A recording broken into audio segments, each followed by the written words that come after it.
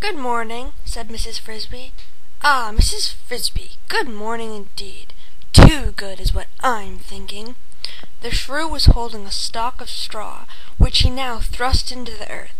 It went down easily for 2 inches or more before it bent in her hand. "Look at that! The top of the frost is gone already. Another few days like this, and it will all be gone. Then we will have the tractor in here again, breaking everything up." "So soon? Do you really think so?" asked Mrs. Frisby, her worry returning in a rush stronger than before. "He ploughs when the frost is gone. Remember the spring of '65?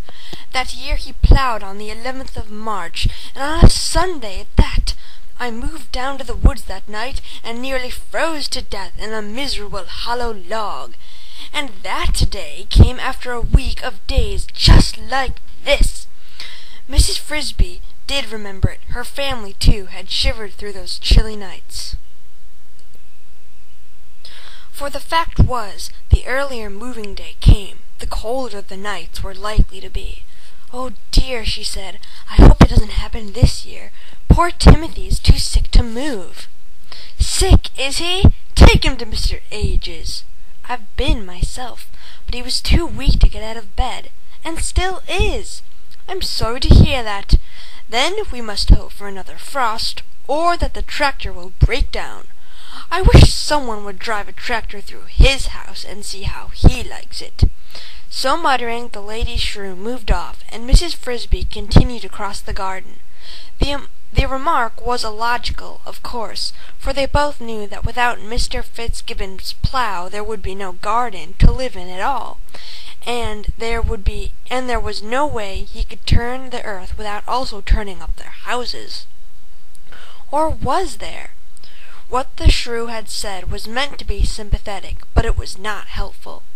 It meant, Mrs. Frisby realized, that she too could see no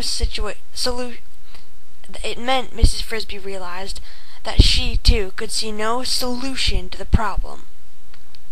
But that did not mean that there was none.